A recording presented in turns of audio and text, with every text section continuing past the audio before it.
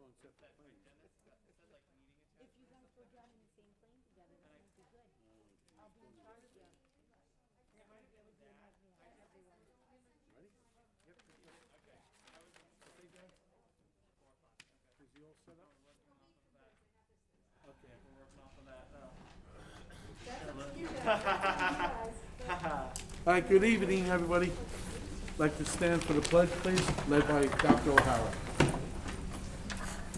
Pledge allegiance to the flag of the United States of America, and to the republic for which it stands, one nation, under God, indivisible, with liberty and justice for all.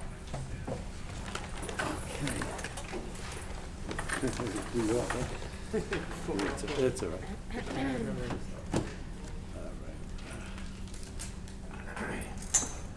In case of emergency, please exit the doors in the back and proceed outside. And a little safety fire tip. We set our clocks back. It's time to change your batteries and your smoke detectors and your CO detectors. What if they're hardwired? Excuse me? What if they're hardwired? Well, then you don't have to change the batteries. Oh, okay. Thank you, Tom. Then you test them. You test them. Push the button, make sure they work. Okay.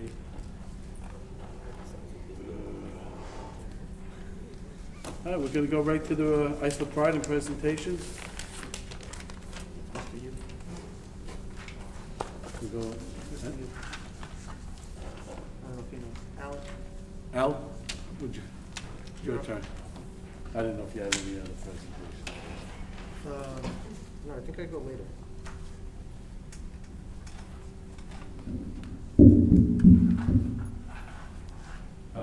Good evening, members of the board and administration, members of the public. My name is Alan Yu. I am an audit partner of the firm Cullen Ganowski. We're the external auditors appointed by the Board of Education to perform the external audit of your district's financial statements for the fiscal year ended June 30, 2021. As required by state law, I met with the audit committee last week to go over the results of the audit, and I also just spent some time earlier with the school board as well to go over the results of the audit. I'm here to deliver a summary presentation of the audit results.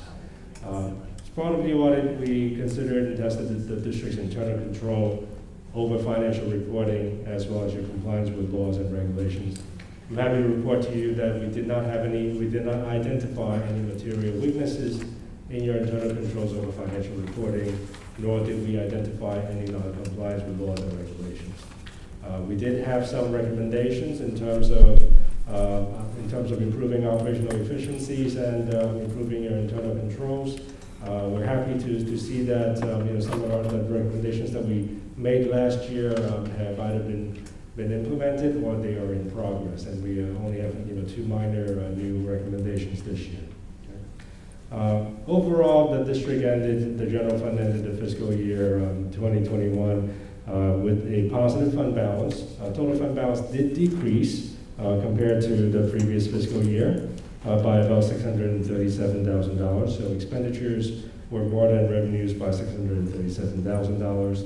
And district ended fiscal year with total fund balance of $14.5 million, of which $9.4 million were for restricted purposes in restricted reserves. The district was able to return $1 million or use $1 million of that $14.5 million of total fund balance towards your 21-22 fiscal year budget in the form of appropriated fund balance. And that leaves you with unassigned fund balance or unallocated fund balance of about $3,538,000, which is below the legal limit of 4% of next year's budget. In fact, it's at 3.99%, and so your district is in compliance with state law. Total revenues came in at about a little less than $5.2 million, which is about $15,000 more than the previous fiscal year. There were increases in property taxes and STAR revenue offset by decrease in state aid. Your district also received about $264,000 in the federal stimulus funds and CARES Act funds to combat the COVID-19 related expenditures. Okay. In terms of the total expenditures, it went up by about $3.9 million compared to the 2019-2020 fiscal year. We saw increases in salaries, computer purchases, as well as employee benefits. Okay. And transportation costs also went up. But overall, we were seeing expenditures, slowly returning to the pre-pandemic level. Certainly 2019-2020 fiscal year was unusual because of the school closure, but we're seeing the expenditures going back up to the 18-19 fiscal year level. Okay. In terms of the employee benefits increase of about $540,000, the biggest increases were in the TRS contribution, which went up by almost 12%. That's a combination of the increase in the required contribution rate dictated by the teacher's retirement system, plus increase in salaries. The workers' compensation expenditures did come down a little bit compared to the previous fiscal year at $522,000. In the last couple of years, the workers' comp expenditures have been roughly about $630,000 to $650,000. Health insurance went up by about a little less than 2%. The employee retirement system contribution expenditures also went up by about $78,000, close to 9%. Okay. So those are your finances for the general fund.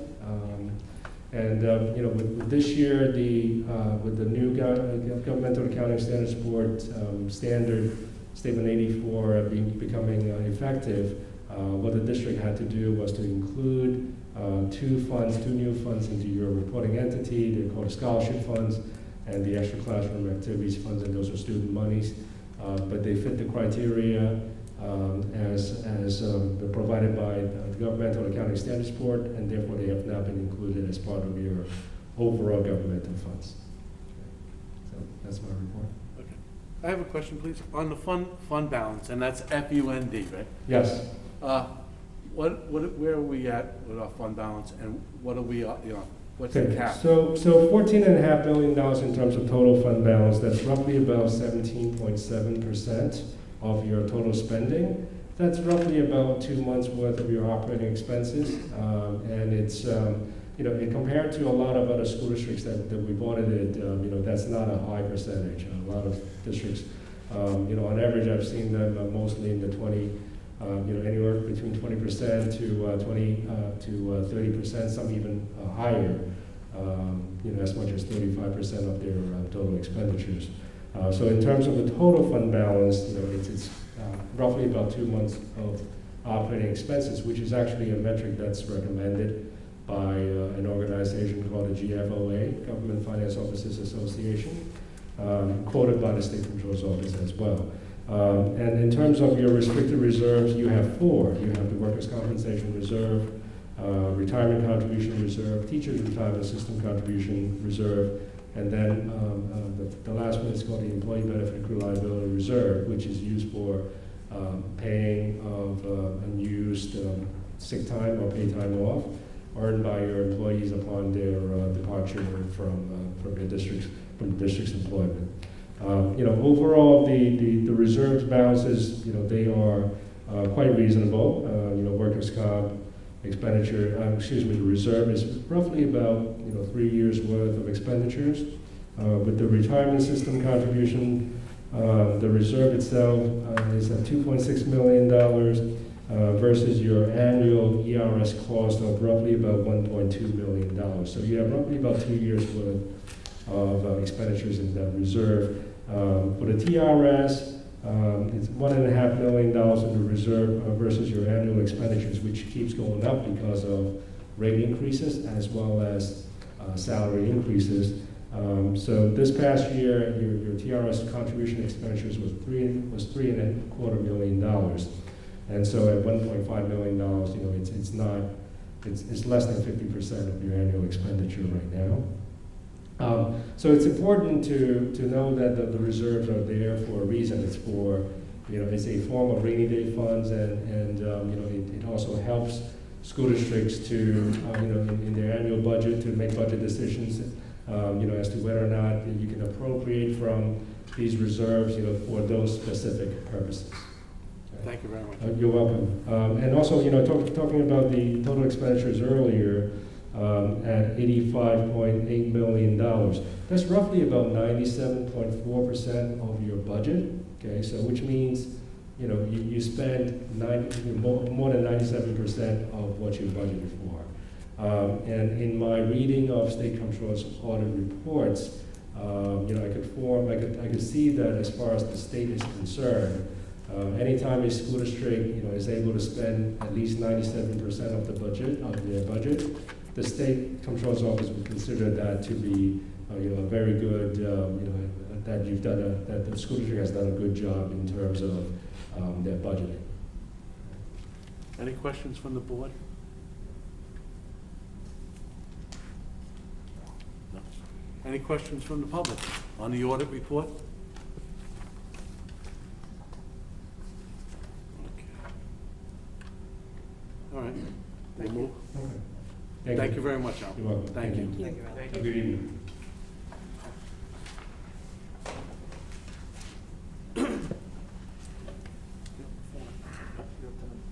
Yeah, the agenda. Yep. All right. Are there any questions from the board on the agenda?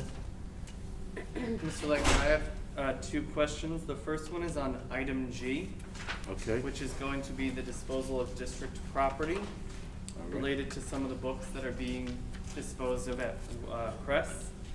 So as Crest begins to replace the books that are either being disposed or donated, my question is, what plans and actions are in place to ensure the books and the authors that are listed in the library are reflective of our school district's diverse population? That would be Dr. Smalley? Yep, please. Okay. So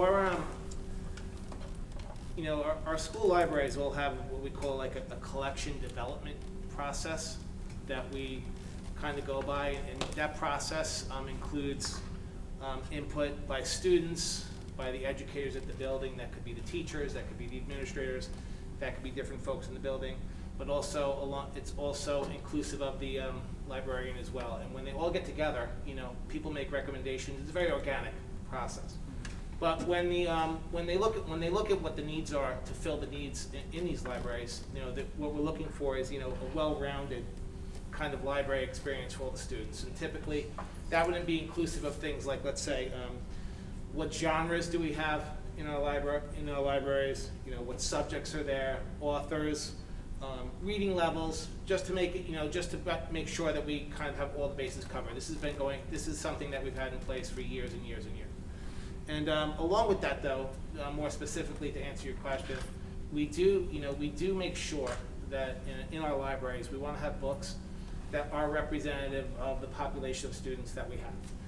Right now, in our school district, there are 20 different languages that are spoken at home. So it would make sense for us to have books in our libraries that are representative of those cultures and the languages of the students in those buildings. Additionally, we know, and this has been something that, that there have been multiple research-based things put out for the last 20 years, is that, students respond well when there are books in libraries where they see themselves in the books. So that would be, we would want to know who our student population is and to make sure that they're represented in the books that we have. So additionally, so what we call that is when students see themselves in books, we call that like a mirror, right? So they see themselves as a mirror. But also along with that, we also have what's called windows, right? So what windows would be is where students look at how other people who don't look like them, are represented in books too. So with that thinking, we have a representation of books that's diverse in those areas. And again, the process is organic. So we typically, our librarians and teachers work together, and there are book lists that come out each year. We look at the lists, we see what books are available, and we make, they make recommendations. But I can tell you that all of the books that enter our libraries, they don't just stay in the buildings, they go home. So there are, gosh, I couldn't even do the math in my head, but there are literally thousands and thousands and thousands of books that circulate in school and go home. So there's not like this harboring of books that are in school and that no one kind of outside really kind of knows about. But we want to make sure, though, that, you know, the books are representative of the students. And with that said, also, lastly, sorry if I'm going there's a little bit of a long answer, but, you know, the purpose of the library, the initial purpose typically is that we want students to understand how that personal choices are a big part of how the library operates. And that's an important thing. You know, it's probably a school library is probably one of the first times in a child's life where they're making a choice about something that they want to kind of know more about. That's like the first time, and it's not, you know, when they make those choices, we want to make sure that we have the available resources for them to kind of do it. The next thing is that we're developing, you know, at the elementary buildings, we're developing a love of reading tip. So when we develop a love of reading, Matt, we want to make sure, you know, a love of reading stems from, you know, books that are fun, books that can be read at home, and books that are on the level that they can read. So really, you know, there's not, the process is very organic, one that we've been using for years and years and years. But when I say organic, we're continually listening to parents, to students, to teachers, because we know if students are having the choice of the books that they want in the libraries, that's a good thing. So, sorry it's a long answer, but that's pretty much how, in that process, is how we would be able to make sure that we get the books that are inclusive of what you're asking. Great, thank you, Dr. Smalley. And then my other question was just related to I. This was work that was done over the summer, but if Dr. O'Hara or Ms. Brower, if you could explain to the public the work that was done for letter I. Sure, I'm happy to do it, Dr. O'Hara. Thank you. We had a grease trap replacement in February of 2020. The Department of Public Works cited the school district for violations. Sorry, let me just pull this down so you can hear me. Cited the district for violations pertaining to the operation of a grease trap. The grease trap is really an underground apparatus that collects grease and foods and breaks them up until they can be pumped out.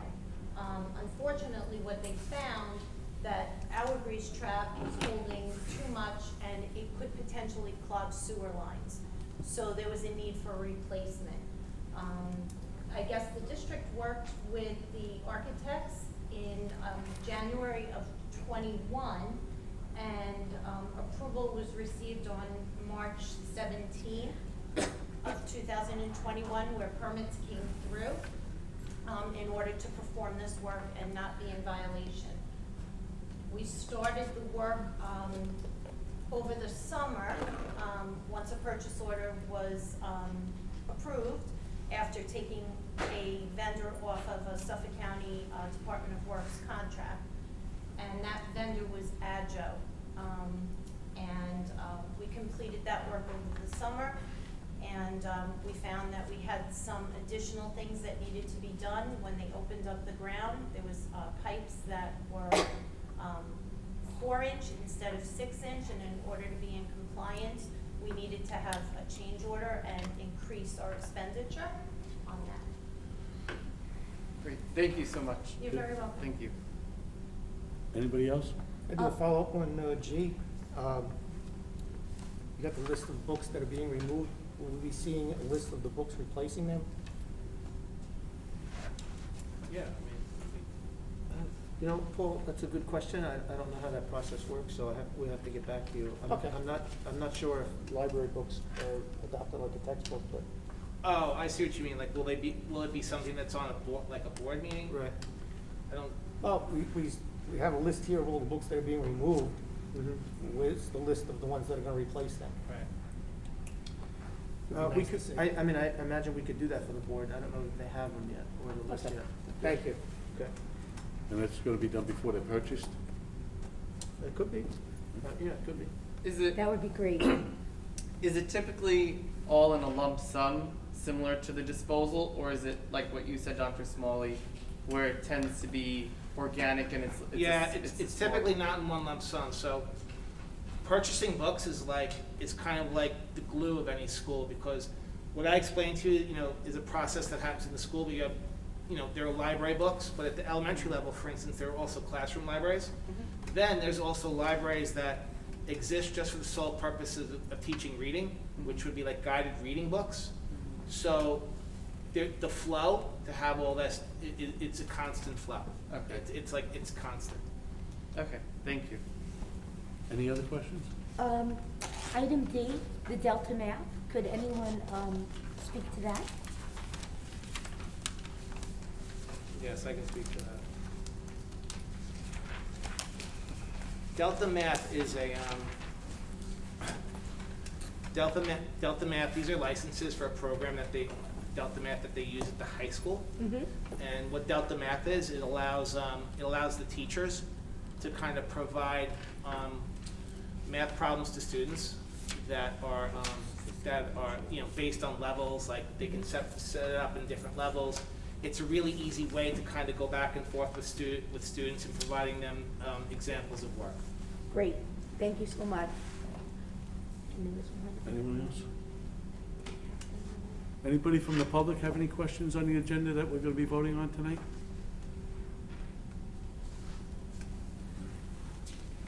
Okay, don't have any further questions. Can I get a motion, a consent motion, for letters 5A through 5M? So moved. Motion by Ms. Flora, second. Second. Second by Mr. Clarine, all in favor? Aye. Abstain? Good. Ms. Fitzgerald, could you go over the schedule, personnel schedule, please? Thank you. Gladly. The A1 are instructional appointments for this evening is a speech therapist on the elementary level, 2 English leave replacements on the secondary level, and a long-term sub in special education. The A2, we have the resignation of 2 permanent subs and a coach. In the A3, we have 2 unpaid leaves of absence, 1 at the secondary level, 1 at the elementary level.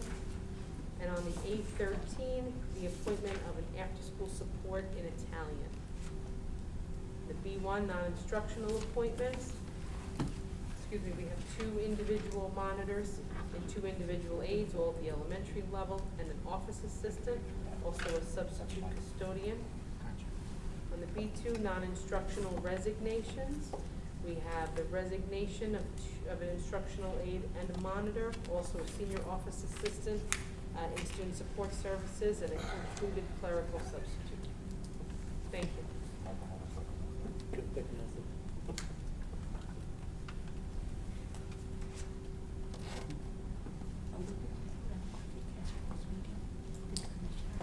I can't hear you. Is that, Yes, thank you. Okay, thank I'm you. sorry, thank Yeah. you, yes. okay. Okay, now we're gonna move on to public questions, or any public questions or concerns from the public, please?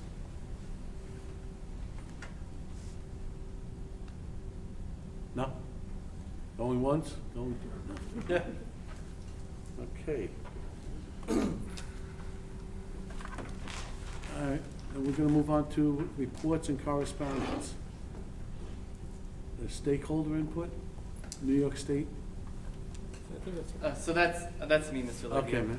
So I just wanted to share with the board and the community that the State Department is seeking stakeholder input on a potential waiver request to the United States Department of Education related to making school and district accountability determinations based on the results of the 2021-2022 school year under ESSA. So the department is accepting responses to their survey through Friday, November 19th.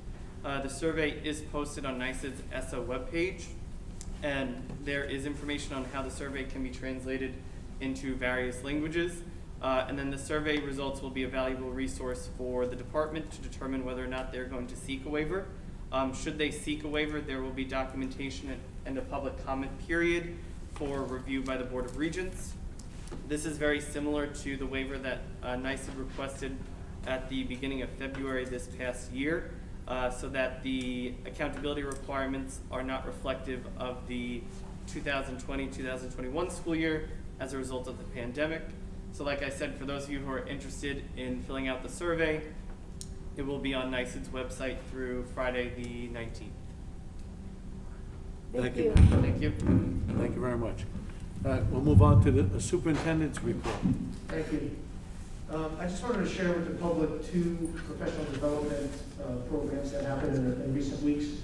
First, on 10/30, the Board of Education held a retreat.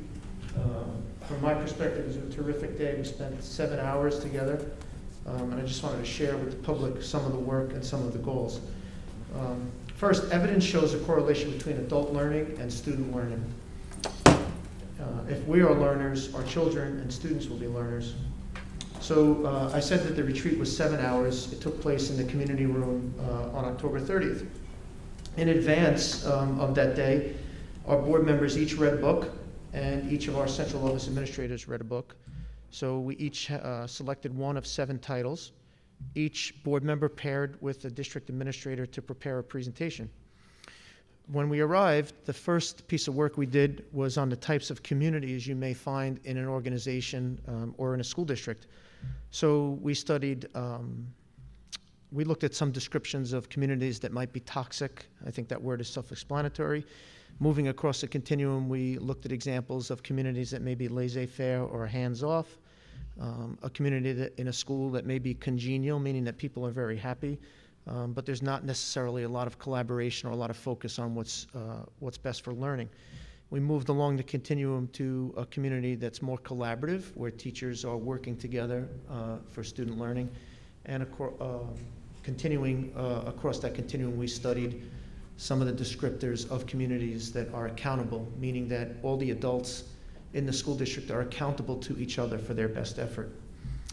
Following this group work, or the entire group work, there were team presentations. So I had mentioned earlier that each board member teamed up with a central office administrator.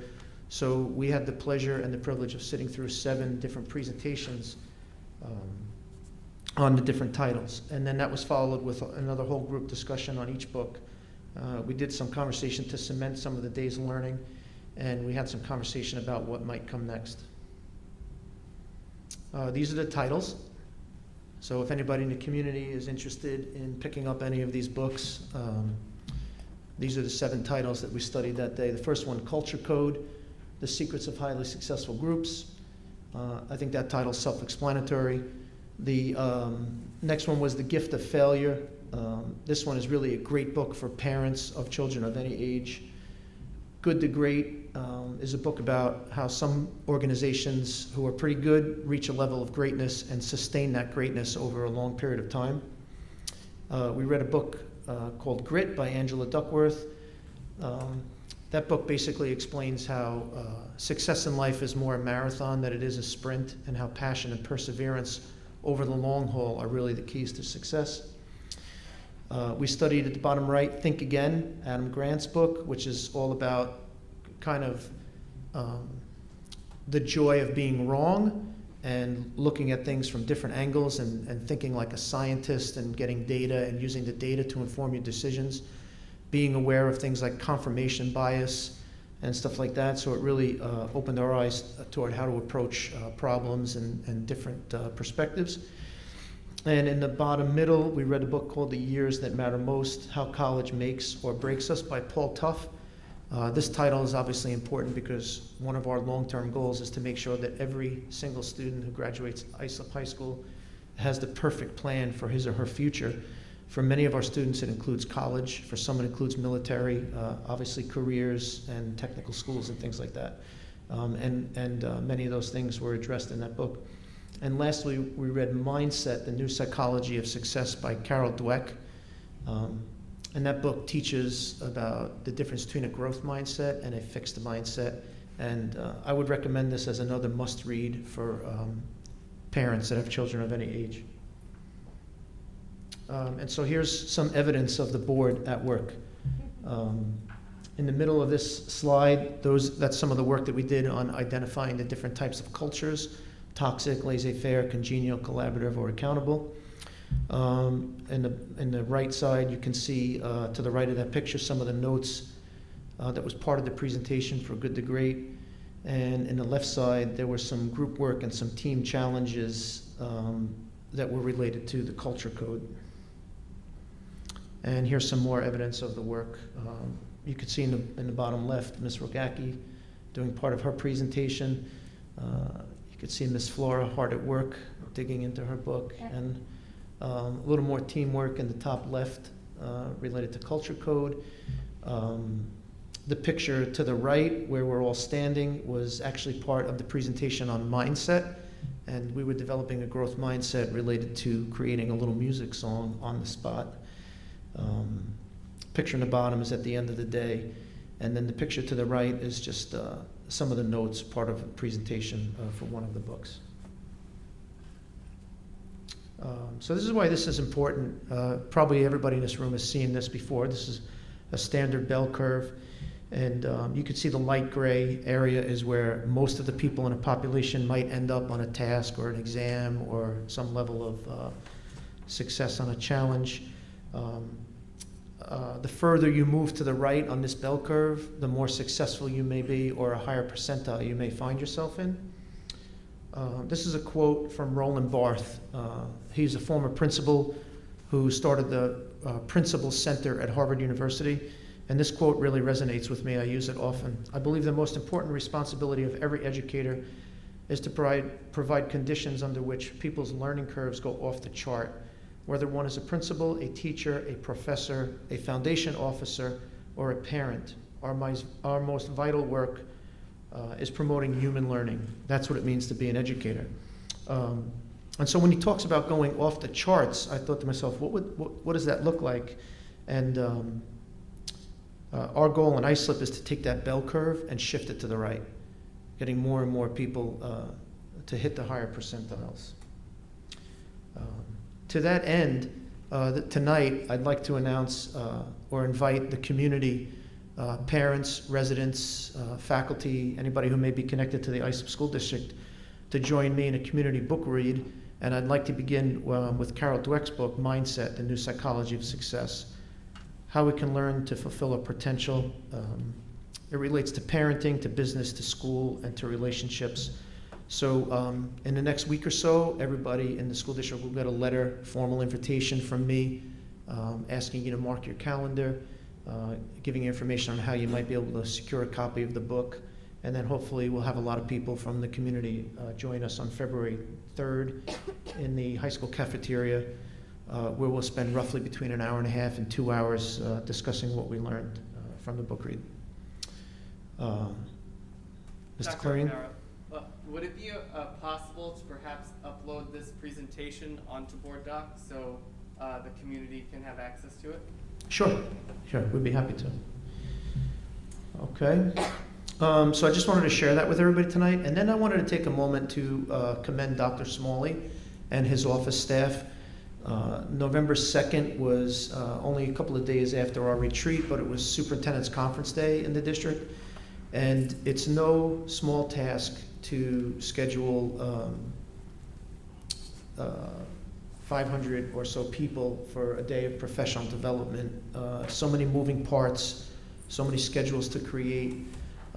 Making professional development opportunities for people who teach kindergarten and people who teach advanced placement calculus all in the same day requires a lot of differentiation, a lot of attention to detail. Dr. Smalley and the people in his office did a fantastic job. It was seamless that day. The learning was deep. Teachers were engaged. I appreciated their commitment to thinking on the day. And I just would like to ask Dr. Smalley just to give a brief list of some of the professional development topics that our faculty and staff had the opportunity to learn on that day. Sure, thanks, Dennis. I think overall, it definitely was one of the more dynamic days in terms of all the different type of things that were going on across the district in terms of learning experiences for our staff. You know, we had, and this is just a range, okay, because there's more than what I'm going to tell you. So we had, curriculum and assessment planning, which was kicked off through a workshop focused on something we know as understanding by design. We had professional development in Google Workspace. We had professional development in social studies curriculum and resources. We had PD in Branching Minds, which is a fantastic piece of software that we are using to help with our students get their intervention services at the elementary level. We hope to move that up as time moves along to the secondary level. We worked on new math units, new ELA units. We had our art and music folks who participated off-site in vibrant activities that were across the island. We had our special ed teachers, our psychologists, and our social workers also participate in either Zoom-related professional development experiences or things that were very specific to themselves. Our paraprofessionals, our occupational therapists, literally everyone, I work together with human resources and with, special ed department, Kate O'Callahan, student support services, to really bring it all together, to really outline something that had people, it was probably all the pages together. Dr. O'Hara was probably about 10 pages of different things where people were going in all different places. I could tell you, we are really coming out of our pandemic strong. Our teachers are vibrant. It's been a wearisome, time, but this particular day was very wholesome and good for our staff, and I think that all the experiences together kind of, really worked nicely to kind of get us up to speed to where we need to be. Yeah, thank you. So I think those two events are evidence of Islip rising. Thank you. Thank you, Dr. Rob. And thank you for putting that retreat together. Many districts don't do that. So it was a special day, and even harder to get everybody on a Saturday to get together.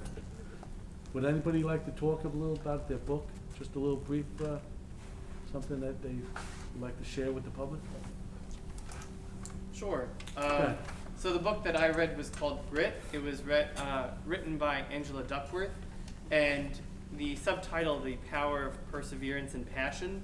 So it kind of delved into how do we ensure our students develop the skills of perseverance, and also how do we light the flame of passion for them through extracurricular activities, through different programs that the school district offers, and combined with those two domains, if you will, leads to grit. And another part of the book that I began to kind of delve more into was the environment that students are presented with, and whether or not the environment provides students with the opportunity to be successful through grit, or is it something that the district has to internalize and evaluate. So I found it to be really helpful, really an intriguing book, and I look forward to utilizing what I learned to further our work here in Islip. Thank you, man.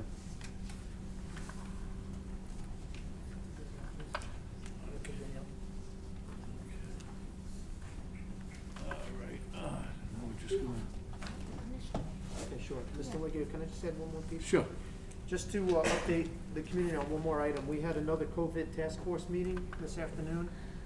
We started at 3:30. Just about 20 or 21 of our members were, 21 of our 22 or 23 members were present. And we had a special guest today. It was Dr. Gregson Pickett, the Commissioner of Health for Suffolk County Department of Health Commissioner. We had presented Dr. Pickett with about 18 questions that were generated by task force members. They ranged in topics from emotional effects of masks to what kind of metrics might be available, to what's the difference between a pandemic and an endemic, to questions about medical exemptions for masks and close contacts,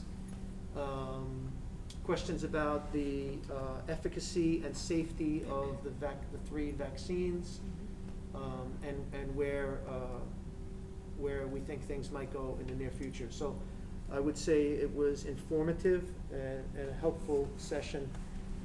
So just to let the community know that the work of the task force continues, and we're trying to stay as abreast of information as is possible.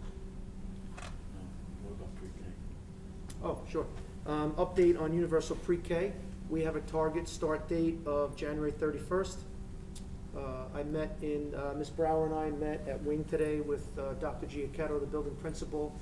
We met with representatives from ISAC, the Islip School Age Childcare, and we met with representatives from Scope who will be running the UPK for us. So we have 53 spots open for residents of the Islip School District. The community will be hearing via hopefully Islip Bulletin, social media, blasts through PTAs. We'll be asking for help. We're going to advertise the registration process in the next week or two, and then there'll be a lottery shortly after that, and we'll have a target start date of January 31st. Thank you, Dr. Rao. You're welcome. Okay, PTA updates. Ms. Wagaki? I have that. Sure. So we'll start with Wing. They have a PTA meeting coming up on November 17th. It's in person at the Wing Auditorium, but also via Zoom. For Comac Road, their trick-or-treat event was canceled due to weather. Their Meadow Farms fundraiser ended on November 8th, and students are very excited to be entered to win a 5-pound Hershey bar. There's a book fair coming up the week of the 15th. Food drive is ongoing. They have a night of giving planned for November 18th from 5 to 7, and everybody is welcome to come and help prepare the baskets of food for local families. Congratulations are also in order as they received not only the Early Bird Award for membership with the New York State PTA, but today they were notified that they received the October On Target Membership Award as well. Over at Sherwood, they had over 70 families attend the Trunk or Treat event. Their night of giving is also on the 18th, and it's at 6 p.m. And it's the same night as the joint meeting with SEPTA. SEPTA also reported that they have a movie and game night on Friday, December 12th at Wing. The middle school's next meeting is November 15th. They still need baby pictures and first day of kindergarten pictures for 8th graders. Their spectacular event was a big success. And at the high school, November 8th, PTSA meeting will be rescheduled. They celebrated Red Ribbon Week. The students signed a drug-free Looks Good on Me banner. Polaroid pictures were taken of students and added to the banner. And they were treated to small bags of candy with saying that said drug-free looks good on me with tiny mirrors attached. There's a night of shopping planned for December 3rd. Local crafters and shops will be present. Pictures with Santa, refreshments. There's a craft table open so parents can shop. And anyone interested in becoming a vendor for this event should email the islipPTSA@gmail.com. That's it. Thank you very much. Okay, and that'll move us on to dates to remember. November 11th, the schools will be closed, recognizing our veterans. And the next meeting will be November 23rd, 7:30, it's public session, and that's going to be held here at the high school. All right, want to thank everybody. Need a motion to adjourn? So moved. Second? Second. Second by Mr. Bueller. All in favor? Aye. Okay, thank you, guys.